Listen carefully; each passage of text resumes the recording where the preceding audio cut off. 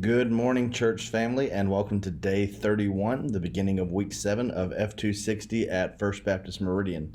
Apologies for the late post. I was in Tupelo last night. Thank you to FBC Tupelo for the gracious welcome. And I needed to talk to my wife on the phone before I took the time to make a video for you today.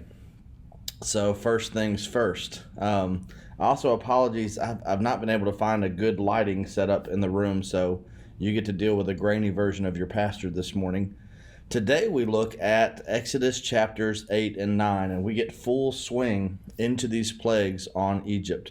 God giving Pharaoh the answer to his own question: who is Yahweh? Who is the Lord that I should hear or obey him?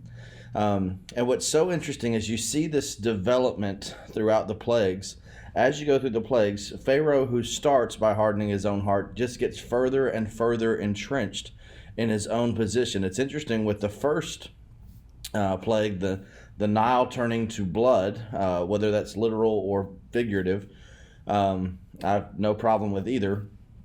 But Pharaoh, turns to his own court magicians and has them conjure similar effects. And it's interesting, in the first plague, when the Nile is turned to blood, Pharaoh literally and figuratively turns his back on what the Lord is doing. And that just really sets the pace for everything that we see in the chapters ahead.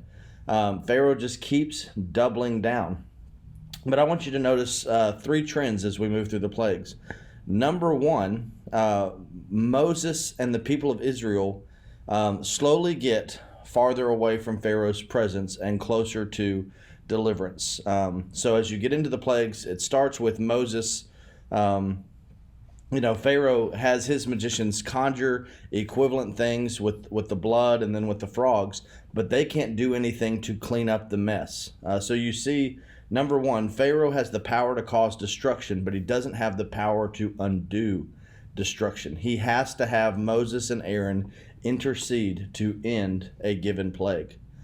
Number two, as the plagues intensify, Pharaoh is more willing to at least let Moses and Aaron go off. You have that scene in chapter 8 where he says, y'all need to pray for God and tell him to end this. And they say, yeah, but if we do it in Egypt, they're going to stone us because we're not worshiping their gods, and they'll become angry. So they're allowed to go out of town to pray for Pharaoh and for the plague to stop. They have that intercessory role. And three, despite everything Pharaoh sees, he refuses to let God's people go.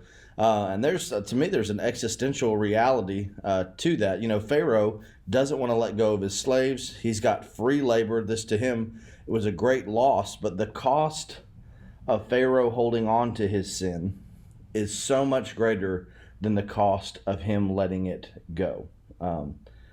So that's neat. You have several philosophers who pursue this. Nietzsche actually talks about this death drive, where the thing that you pursue to give you life actually brings about death for you, kind of a roadrunner and the coyote scenario. Pharaoh refuses to acknowledge who is really God because he's been playing the part for too long. So even when Pharaoh recognizes that he does not have Yahweh's power, he doubles down on his own pride. And that for him will be undoing. That for Egypt will be undoing.